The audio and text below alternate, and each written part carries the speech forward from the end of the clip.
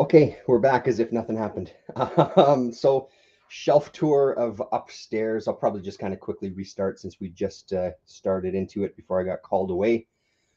Um, this is the main floor of the house. We have a bookcase up here, shared with my wife. She's got a bunch of books and magazines. I got records up here. We've got our board games up here that get played the most, even though it's been quite a while since we played them. In the background of some of the shelves, you'll see some of my war games tucked in behind some books there.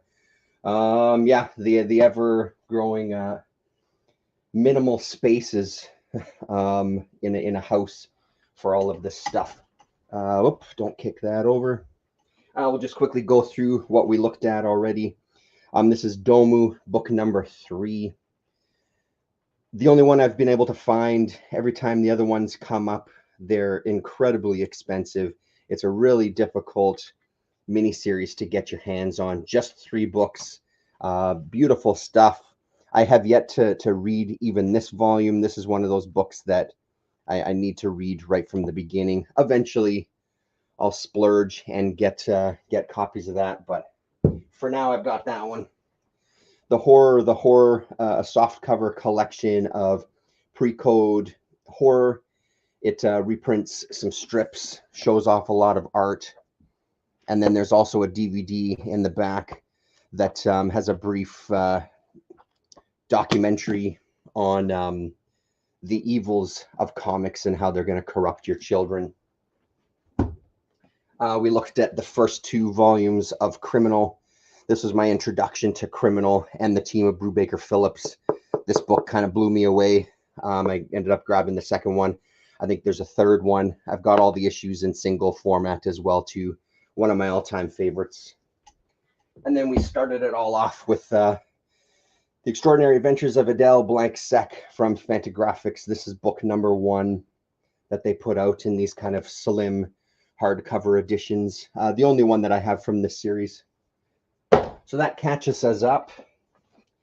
Ultrasound, an amazing graphic novel, again, of Fantagraphics.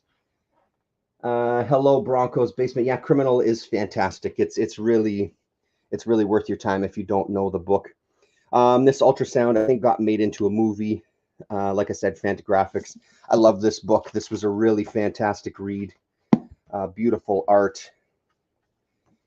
Came with a little card. And there was some extras when I bought it as well, too. But yeah, beautiful. Really, really great read. Some more Fantagraphics Tardy. These are 2 books that Jacques Tardy did with Jean-Patrick Manchette. Run Like Crazy, Run Like Hell. I don't remember how many books were in this series. West Coast Blues is the other one that I have. Great covers. Yeah, like I said, I'm not sure how many of these there were between Manchette and Tardy, but these are the 2 of them there. Lefty Blues, how are you? Fantagraphics sale on 3/22, so coming up right away, 7 days. Spend $50, get a $50 coupon. That's fantastic to hear, Lefty. Thank you very much for sharing that with us. Andrew Lopez, how are you, man? Nice to see you. Broncos saying Fantagraphics always puts out some wild covers and art. Absolutely. Fantagraphics is one of my all-time favorite publishers for sure. Thanks for joining me, everybody. Hopefully you can hear me okay. I'm just using the microphone that's on my web camera instead of my usual microphone. What else do we have here? Oh, for a while I was a part of the Jack White's White Stripes. What's his record company called again? They had a record club that was going on. The reason I joined it is because they were doing a sleep box set. Third Man is what it's called. And you would subscribe to it, and when it renewed, you'd get a box set. This was a box set of his band, one of his bands, The Go, and it came with this little book that's just kind of sitting in, filled with photos and stuff in it. Not a big fan of this kind of stuff from them. I joined it because I was hoping that there would be some other stuff coming out from them that I would be interested in. That Sleep box set is really fantastic.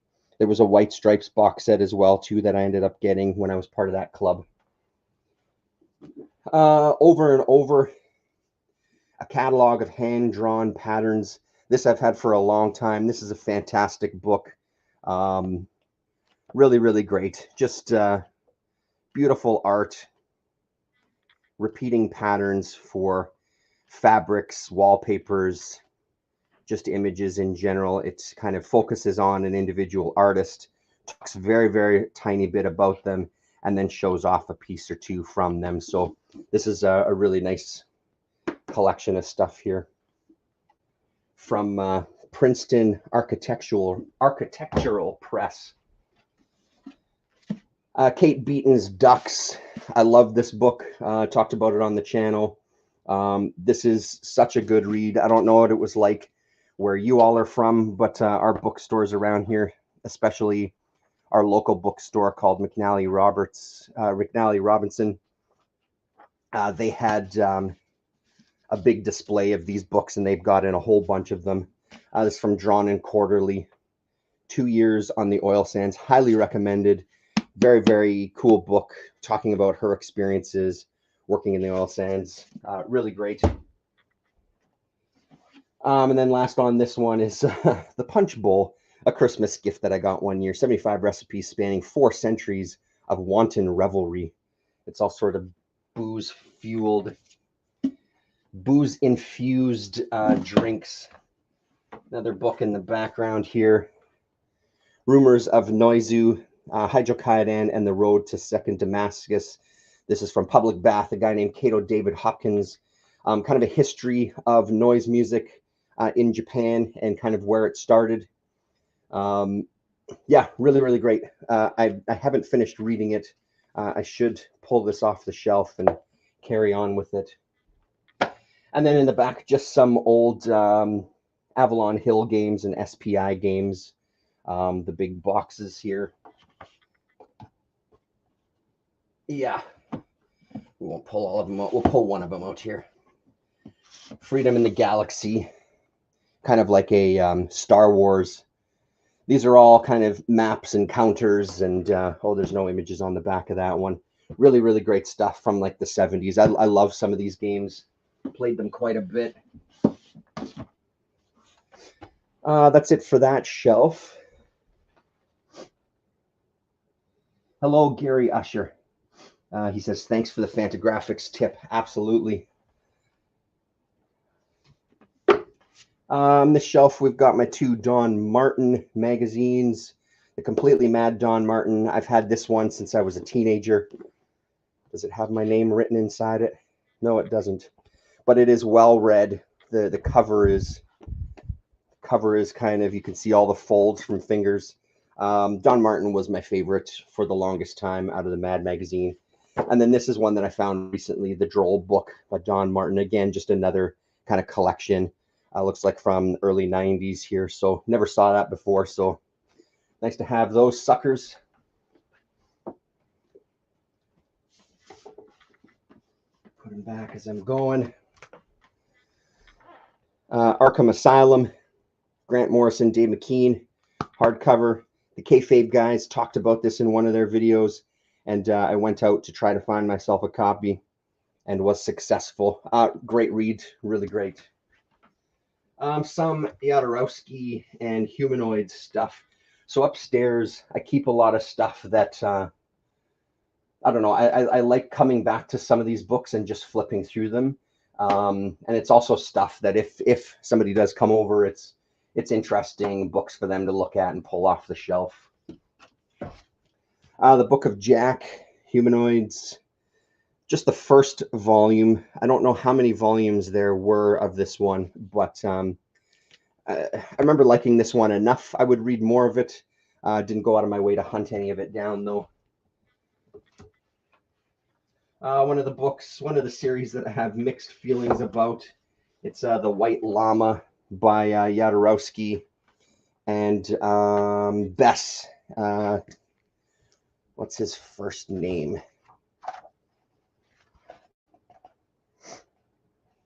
It's not. I don't see his first name in there. I want to say Charles, but I know I'm thinking Charles Vess, not Bess. Anyway, this is The White Llama. It's 6 books. Found most of them locally. I think I had to order away for one or two of them. I don't remember, but pretty good series overall. The ending, it kind of falls into that trap of, that white savior kind of storyline, which gets a bit tired sometimes. But it ain't a bad book. I just don't know if it's a Jodorowsky that I would highly recommend. I would recommend, kind of the same things that everybody else does, Inkall and Metabarons and things like that, out of the limited stuff I've read from him. So that's that whole series there. These are fantastic. This is a fantastic trilogy. Enki Bilal, Pierre Christian, The Town That Didn't Exist, Ship of Stone, and The Cruise of Lost Souls. This is a fantastic read, these three books.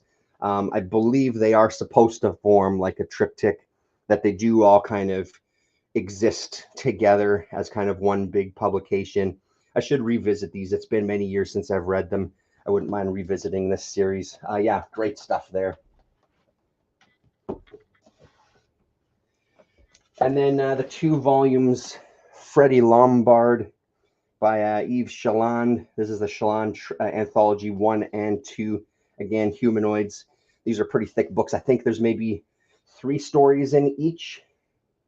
Holiday in Budapest and F-52. So 2 stories in this one and 3 stories in volume number 1. Really great kind of Tintin-esque type of stuff. There's a look at the interiors. Beautiful, of course.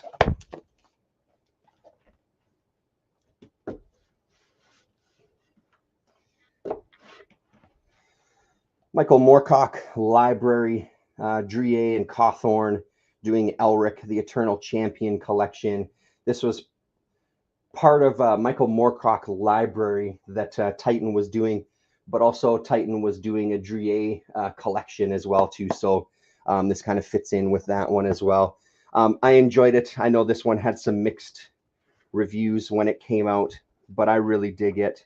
There's some gorgeous black and white art in here. Really nice stuff. And then speaking of Druyer, the 4 books that I have from the Druyer library. So Lone Sloan, Salembo, Lonesome Gale, Delirious, and then the 6 Voyages of a Lone Sloan. I'm sure everybody's familiar with Druyer. Titan was doing a really fantastic job with this series. I know that I'm missing a couple of books from it. I sort of fell off of it. Not because I didn't like it, but just, money doesn't grow on trees, as they say. So it'd be nice to have a little die cut cover there on this one. Yeah, so I love Druyer stuff. His art is beautiful and it's gorgeous to look at in that size. Shout out to my special guest from yesterday, the one and only Gore Vidal. This is the only book that I have from the Creepax. This is book 1, I think, isn't it? Yeah, book 1 that Fantagraphics put out. Again, I don't have any of the other books, not because I wasn't interested, just money. These suckers are expensive. They are gorgeous, though. It's amazing seeing his art this size. He's a fantastic artist. And it's thanks to, again, companies like Fantagraphics for bringing artists like this to our attention. For those of us who weren't familiar with them as much as some other people, it's great to have these beautiful collections out there. So that's that.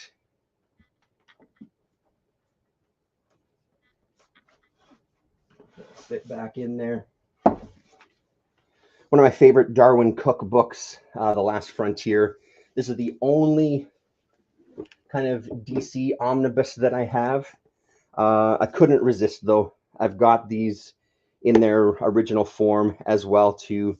I had the trade paperback, the graphic novels. Once I bought this one, I gave those away to a friend of mine at work to read them. But I love The New Frontier. This is a beautiful book. There's a bunch of extras in the back as well too. Darwin Cook was an incredible artist. And then speaking of the man, I have to take this out to get at it. I just saw the second one at my comic shop the other week. This is the Parker Martini edition. Includes The Hunter, The Man with the Getaway Face, The Outfit, and a short adaptation from the 7th with over 75 pages of rare and unpublished materials. These are gorgeous. IDW did a beautiful job.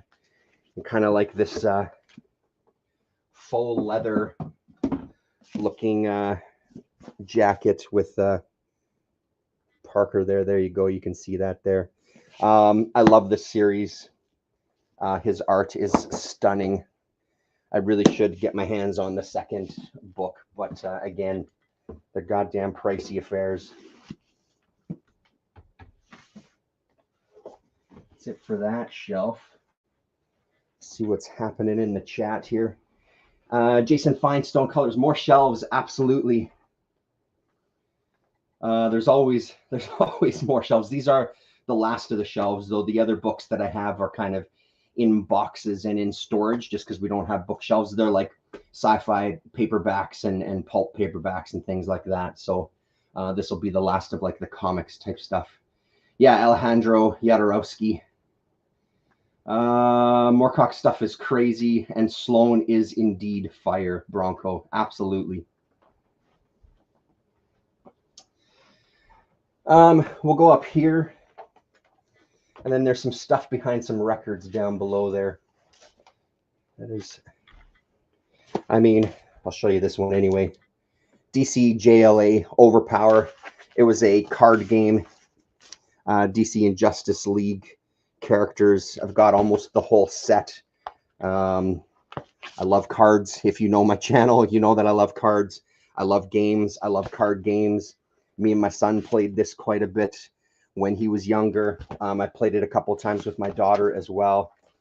Even went so far as making a kind of game board for it. The rule set lives in the binder. And I've got a list of the few cards that I need to kind of complete the whole run. So this is kind of everything in there. It's such a fun game. Marvel did a version of Overpower as well too. If you're into cards, if you're into kind of card games and superheroes, honestly, I think you can probably find starter decks for pretty cheap at maybe flea markets or Facebook Marketplace, that sort of places. Give it a shot if you're into that stuff. It's a blast to play it. It's pretty easy to play as well too. It's not a complex game by any stretch. This usually comes with us camping. Official Rules of Card Games. Had this forever. 69th edition, dude. I've had this forever. Just a variety of card games from solitaire to games you can play with groups. Yeah, index there. Bought it used quite a long time ago, but it's been with us forever. So up on this shelf, I won't open it up. I did a whole video where we looked at this. This is the Jim Woodring One Beautiful Day book that came out when? Last year? Year before? Gorgeous book. I love Jim Woodring. You know that I love Jim Woodring. I've talked about him multiple times. This is beautiful. Had to keep the box for it to protect the book. And because it's got that beautiful Jim Woodring art on it. These are interesting. Spirit color albums. I think there was only 3 volumes of this from Kitchen Sink. They're all hard covers. And they just reprint some Will Eisner Spirit, print them in color. I don't know the era off the top of my head. I've had these for quite a long time. 13 complete stories in 1 volume. Yeah, so the dates in here date back all the way to 1947 in this particular book. 1947, 1948, 49, 50, 66, 79, and 1981. And this was the first printing from 1981. Yeah, it took me a bit to kind of complete the trilogy of these. Like I said, I'm pretty sure there's only 3 of them, but really, really nice collections. I love getting stuff in hardcover. Signals from Space by Will Eisner, another hardcover from Kitchen Sink. Probably this one is beat to hell. Yeah, you can see it's split from the spine there. It was probably only a couple of bucks. I really should look to upgrade this one, actually, now that I pulled it off the shelf and looking at it again. More Manchette Fatale, adaptation by Max Cabanes and Doug Headline. Been a long time since I read this, but I remember really, really digging it. This is another Titan publication. Yes, I liked it so much. It got a stamp. There you go. That's when you know that's a book that's not leaving the collection. When it gets an official Comic Crack stamp of approval.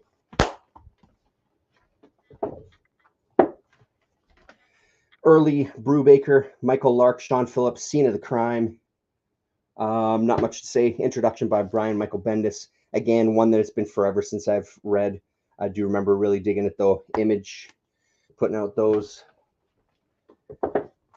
A fucking incredible artist, Geneviève Castrier, I think is how you pronounce the last name.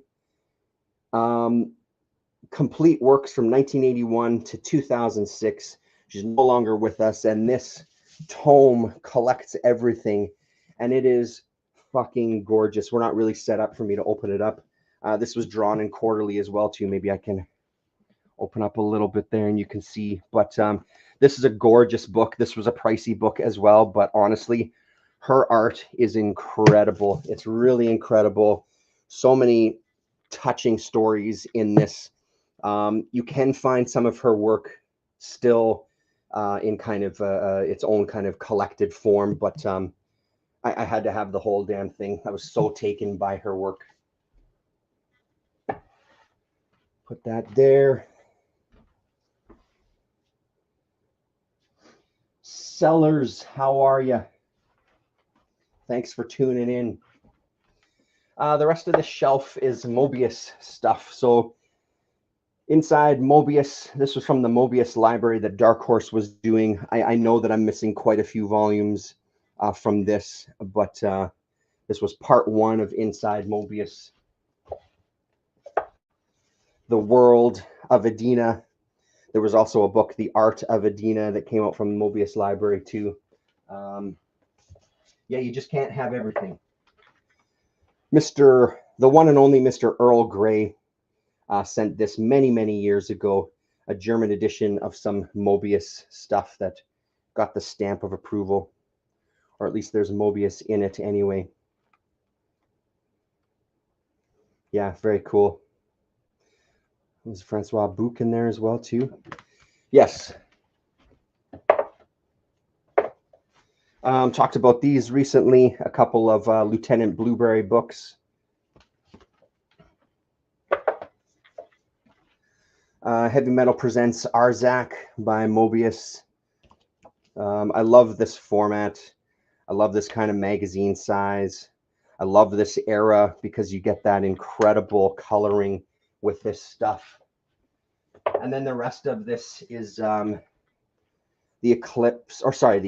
Epic collection of stuff. So Blueberry number 2, Blueberry number 3. Blueberry number 1 isn't on the shelf because I have it pulled off because me and Rasa are going to be rereading this series together. So it's currently upstairs. Number 4. Number 5. Then Marshall Blueberry. I think there was only one book of this.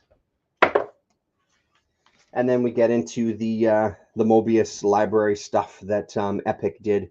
Book number 1, which has the Incal. Oh, number 0, that has the horny goof and some of his more comedy and they call underground stories. Let's put that one there. Mobius Upon a Star. Sorry, so that Incal was from its own series. This is now the actual Mobius library. That's why number 0 was where it was. So we'll put that back. Number 2 with Arzak. Number 3, The Airtight Garage. I bought most of these in a set from a local seller. Again, it wasn't dirt cheap, but it wasn't as expensive as I've seen this stuff go. I feel like I got a really good deal on him. He was really nice to kind of give them up to me and make the deal. I think it helps when some of these guys know that I'm not a guy that's flipping this stuff. I'm not a guy who's looking to buy stuff on the cheap from locals and then sell them to make money. When I'm buying stuff, it's staying in the collection. Obviously, that's not a hard and fast rule with everything. You do grow out of love with some individual comics, but I don't make a habit of buying things on the cheap from people just to resell. That's just not my thing. And then book number 8 here, Mississippi River. And at the back, book number 9, Stell. A little bit of a bigger size than the other stuff. Doesn't fit in a magazine bag and board. But that's all the Mobius stuff up on that shelf. I have the Inkall and stuff downstairs. I think we've seen them in a previous stream. That's right, Phil Elverum's partner. That's correct. Yeah, from he played in all sorts of bands. The Microphones, I think. Mount Erie, I think, was one of his bands too, wasn't it? He played in he played on an album or two with Old Time Religion. He was in as well. Daryl D, Good Day, man. Yeah, I never heard of that goof before. Yeah, that was one that wasn't when I bought all of those. That one wasn't in with the lot. That one I found on its own at a later date. That number 0. All the Mobius books are hiding in Canada. Hard to find down here. Yeah, they're not easy to find up here. Trust me, they're not they're not something that I see all the time. The one time I went to Calgary for a work trip a number of years ago. If you've heard this story, you're going to hear it again. And I went to a comic shop there. I had bought a lot of stuff already. I had a lot. My suitcase was filled. He had a bunch of the Marvel Epic Mobius stuff there for dirt cheap, and I passed them up. And to this day, I kind of kick myself. I should have made some goddamn room and bought those, because those are ones I could have resold and made quite a bit of money. How do you budget for comics? Been thinking about parsimony and expenditure recently. That's a very good question. And when I figure out how I budget for comics, Seller, I'll be sure to let you know, Sellers. Honestly, I think, like a lot of us, I do have the tendency to go a bit ape shit at times. And my wife have had a couple of sit downs and, okay, we need to fucking calm down. So I think I struggle with some of that stuff just as much as anybody else does. I'm far from perfect as far as budgeting for comics. I see stuff that I like and I want to get it, and I don't sometimes think about the financial cost, which is why I really, over the last bunch of years, have really gotten into selling books and selling comics, because then that money, I feel like that's quote unquote free money that I can then turn around and buy more comics with and feel a little less guilty. So that kind of helps feed some of that. But as far as like budgeting otherwise, it's been cutting my pull list to almost nothing over the past, I don't know, 5, 6, 7 years. It feels like it's been a while now. That really helps. I'm really into, as you well know, 80s and 90s indie stuff that can often be found in dollar bins. So I kind of scratch that itch by buying dollar books and things. I find that helps. When it comes to these big collections, I honestly, I find looking at videos, people talking about the books, sometimes scratches that itch, where I now don't feel like, oh, I've got to have that. There are books for sure that are on my list that I would love to have in the collection, but I think, like I've said in the past, due to the restrictions of space that we have, I think that also really helps me in just not going nuts, because we just do not have the space for more books and more stuff, right? As you can see, there's a whole bunch of, like, this whole top row here is, let's loosen this off here. This whole top row here is board games on top of this bookshelf. And then, again, the limitations of sharing a bookshelf with my wife, for example, where I could easily fill up all these cubes myself. But because I have that limitation, I think that kind of stuff helps as well. Actually, we'll aim down here because we're going to look behind those records there. Yeah, so hopefully that answers your question there. Yes, Microphones in Mount Eerie and a lot of those early K Records bands like Old Time Religion. Yeah, K Records had some really great stuff back in the day. I really like Old Time Religion, was one of the groups that really got my attention. I love that music. Okay, let's put this back. So behind here, not too much more to go here. We'll put those up by the, actually we won't because they'll fall. Down here is Nobrow related stuff and some records, but we'll just look at the Nobrow. I think this was the first thing from Nobrow that I got, A Graphic Cosmology. I was aware of the company. There was a time where quite a few of their books were appearing in our bookstores, and there were so many just gorgeous books from them. And this one really caught my attention. So this was the first thing I ever bought from Nobrow. If you go back far enough in my playlists or my channel, you can find me talking Nobrow stuff. Skip. I think I saw the Living the Line, Carson Grubaugh, talk about this one, and I was really taken by it when he was flipping through it. So this was the most recent Nobrow press book that I bought, but this was a few years ago at this point now. One of my all-time favorites, just books in general, but absolutely a highlight of the Nobrow press stuff that I have is this Map of Days by Robert Hunter. I think it's had a reprint at this point. I love this book. I love the layout. I'm in love with the art, and the coloring is extraordinary. Yeah, such a great book. Unusual kind of slimmer format. And then I've got just a few of these Nobrow magazine type books, I guess. All of them are flip books. So on one side, they'll have comics, a bunch of different artists. Sorry, can't see that there. There you go. And then when you flip it over, the other side just has kind of pinups and art pieces. This is book number 8. I don't know how far, it's subtitled Hysteria.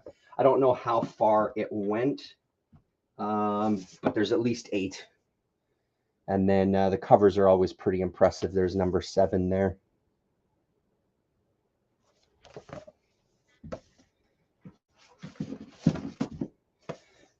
And then number 6.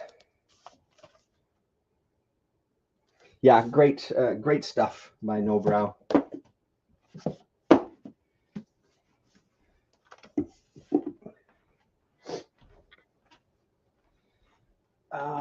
Yeah, space is a huge consideration. Absolutely, sellers. That's the main consideration that I find helps. But yeah, the eternal battle of budgeting. So that's it for books. Like I said, the rest is records and board games and all that kind of stuff. So thanks very much. I hope that was a little bit interesting.